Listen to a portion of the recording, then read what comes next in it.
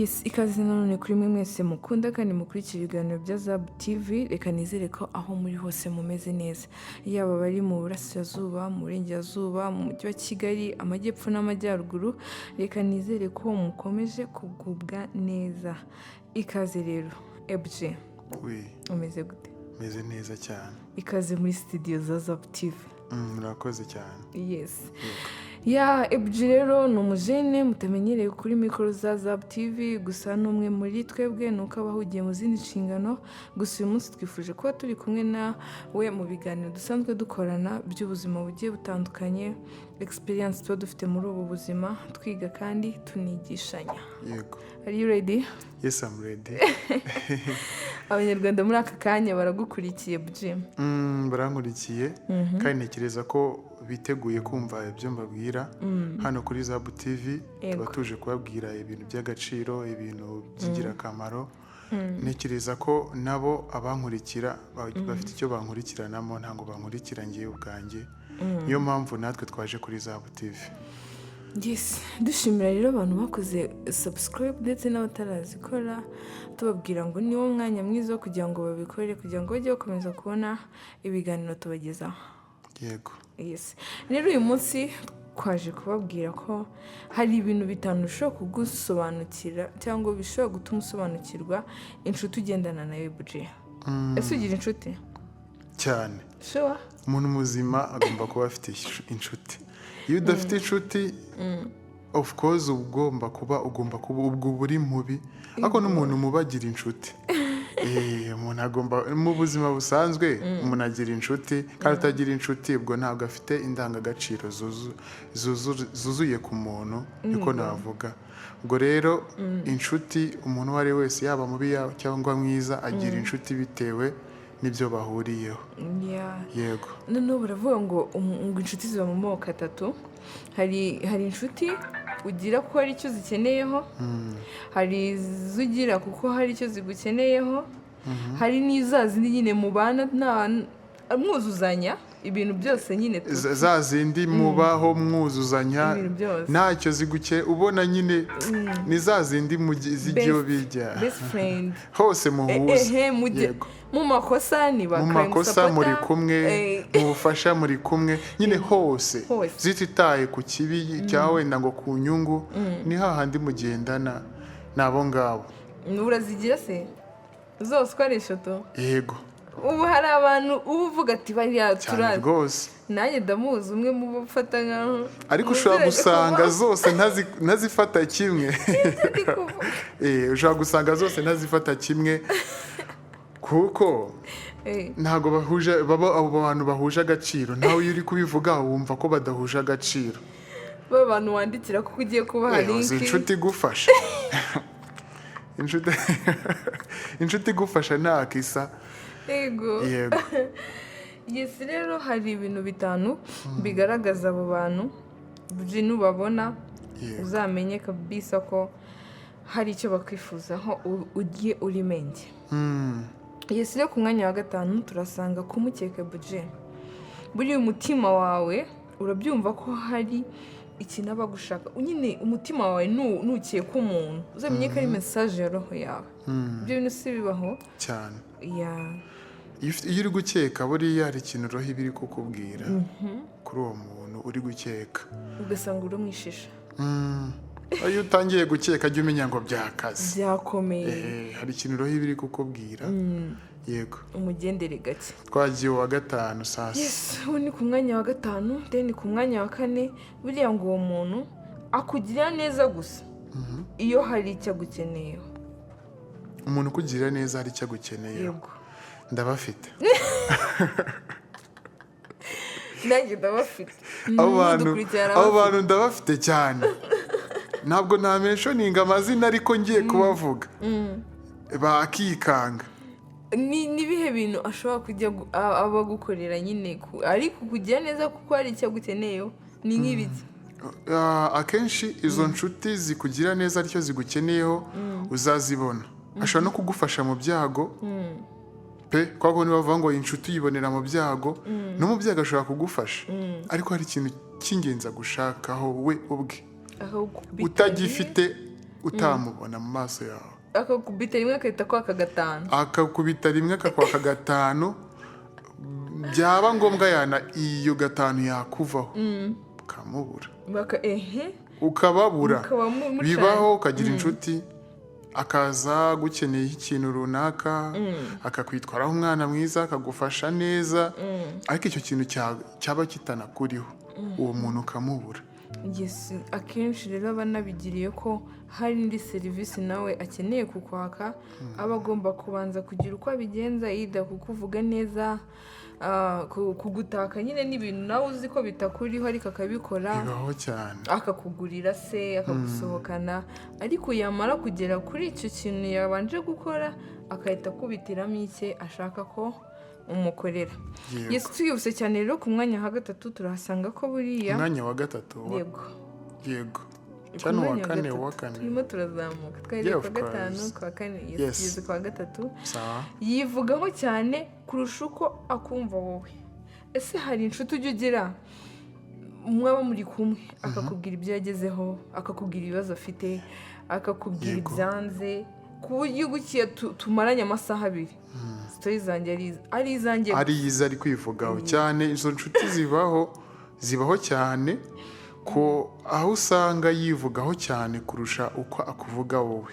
Abo bantu nibo wundi ushaka. Akenshi abo bantu bakunze kuba ni babandi baba bashaka kwitwikira uruhu rw'intama, kandi ari ibirura. Abo bantu ushobora kuzababona kenshi mu buzima. Hari igihe aba ari mwiza, ariko hari n'igihe aba ari mubi.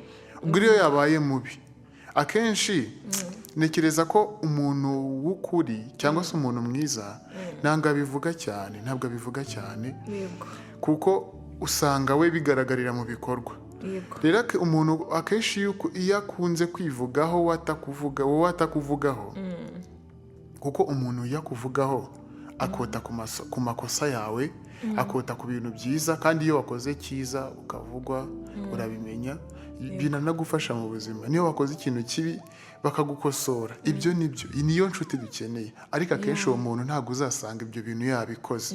Akenshi usanga ari kwivugaho kugira ngo ugire ukuntu umufata, kandi mu by'ukuri ibyasohotse mu kanwa ntabwo ari byo biba biri ku mutima, byuzuye indani 100%. Rero abo bantu barahari kenshi cyane. Ubwo rero ntabwo navuga ngo ubwo bunshuti buri complete mu bushuti twebwe dukeneye, ariko ubwo bushuti burahari kenshi cyane, kandi bureze. Dukunda kubibona mu nshuti zitandukanye, mu bantu tugendana, ariko ubwo bunshuti ntabwo navuga ko buri complete, gusa burahari. Yego. Ibyo rero uzabibona mu gihe uri kumwe n'umushuti wawe, mwari muri kuganira, atangije ikiganiro cyiwe, yanatuzamo gake ngo nawe uvuga icyawe, wivugeho nawe ukuntu bimeze, ahubwo ugasanga we ari kugira icyo ari kurwana no kwivugaho bwe. wese atanga urugero, yisegarura story mu ruhande rwiwe, ntashaka kumva ibyawe. Icyo gihe ni uguta umwanya, my friend.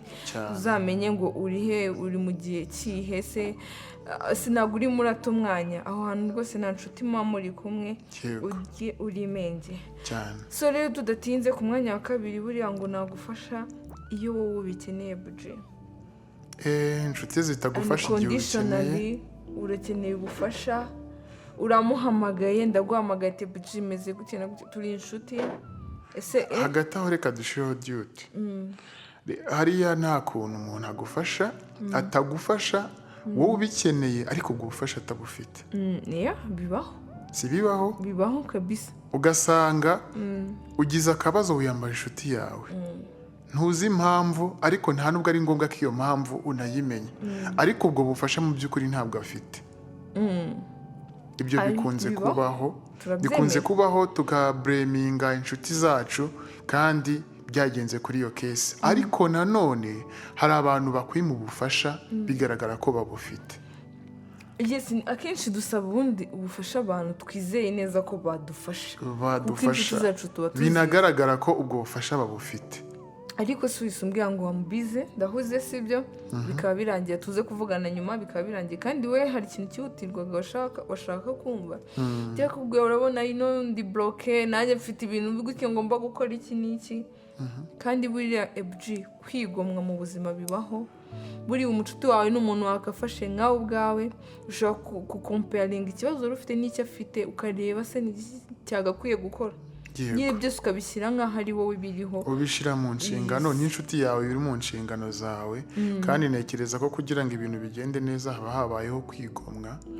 niwumva ko utigomwe kubw'inshuti yawe ubwo nta bushuti muzagira na bwa bushuti buri aho nyine bw'amaso ku maso, zaba biracitse ibitwenge n'ibiki, ariko mu by'ukuri kugira ngo inshuti zibane neza nuko zitanga mu mpande zombi zigafashanya.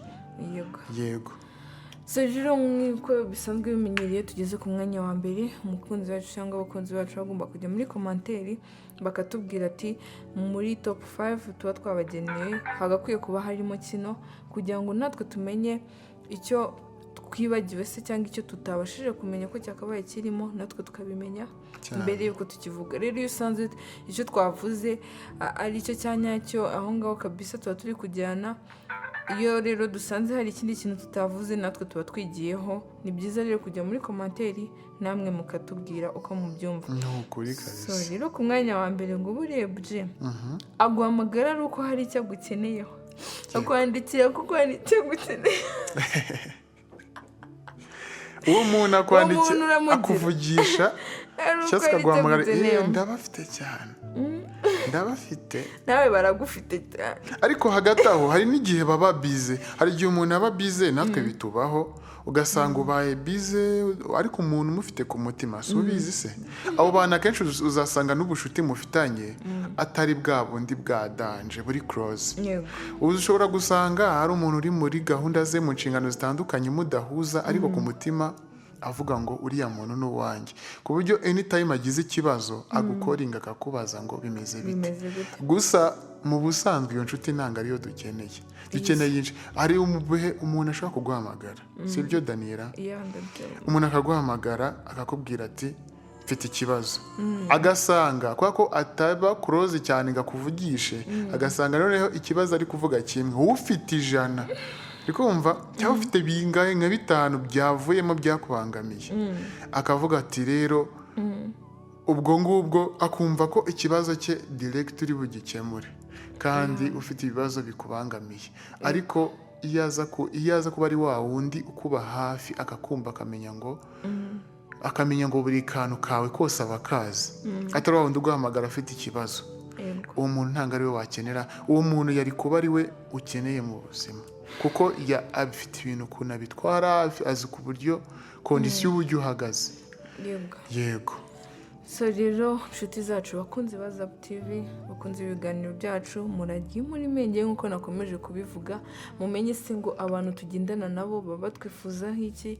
Yego ntabwo ari umuco twaca, kuko izi nshuti eshatu ziba zigomba kubaho, kuko uko hari abagufata nk'aho hari icyo ubakeneraho, nawe hari abagufata gutyo, ndetse hari n'abo muba mubanye. inshuti zigomba gutandukana, kandi nta nshuti yuzura 100%, kuko twese turi n'abantu.